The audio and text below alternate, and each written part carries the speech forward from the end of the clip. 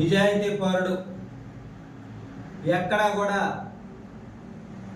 చిన్న తప్పు కూడా చేయలే పాపం మా కాకాని గోవర్ధన్ అన్న. ఆయన చెప్తున్నాడు నిన్నటి రోజు చంద్రబాబు నాయుడు పవన్ కళ్యాణ్ గారు ఇద్దరు దొంగలు అని. అంటే నాకు తెలిసి గోవర్ధన్ అన్న ఒకటే అడుగుతా ఉన్నా, నెల్లూరు జిల్లా కోర్టులో డాక్యుమెంట్ చేసిన దొంగలు వాళ్ళిద్దరే అనుకుంటున్నారా? చెప్పనా?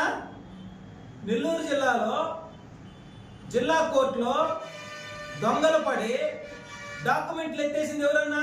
గూగుల్లో కొడితే వస్తుందన్నా? మీ పేరే కదా వచ్చేదా? చంద్రబాబు నాయుడు గారి గురించి పవన్ కళ్యాణ్ గారి గురించి మాట్లాడే స్థాయి అన్నా నీదే?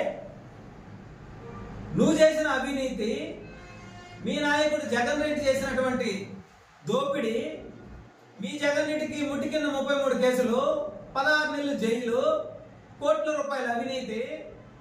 నువ్వు చూస్తే పోర్చునీ సంతకాలతో డాక్యుమెంట్లు రెడీ చేసేటువంటి వ్యక్తివి. నువ్వు కూడా పవన్ కళ్యాణ్ గారి గురించి చంద్రబాబు నాయుడు గురించి మాట్లాడే స్థాయి అన్నా నీది?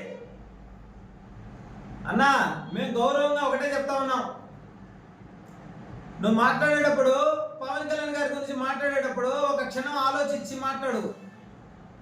ఎవరు దొంగలో ఎవరు దొరలో ప్రజలు ఆల్రెడీ చెప్పారు మొన్న 2024 ఎన్నికల్లో.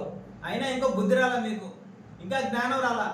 ఇంకా నువ్వు జనాల్లో తిరుగుతున్నావంటే 48 రోజులు రాష్ట్రం వదిలిపెట్టి వెళ్ళిపోయి కేరళలో మసాజ్ సెంటర్లో దోక్కున్నావు నువ్వు కూడా మాట్లాడుతున్నావే.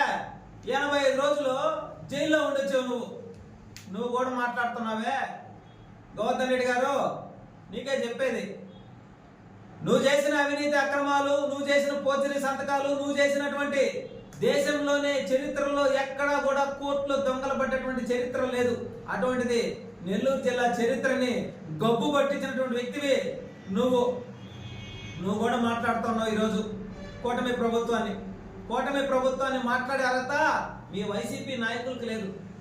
కల్తీ మద్యాన్ని అమ్ముకొని కోట్ల రూపాయలు గడించినటువంటి మీరు ఈరోజు కూటమి ప్రభుత్వాన్ని, 40 సంవత్సరాల అనుభవం కలిగిన చంద్రబాబు నాయుడు గారిని డిప్యూటీ సీఎం గా ఈ రాష్ట్రంలోనే ఒక చరిత్ర సృష్టించే విధంగా అభివృద్ధి వైపు నడిపిస్తున్నటువంటి మా అధినేత పవన్ కళ్యాణ్ గారిని మాట్లాడే అర్హత లేదన్నా.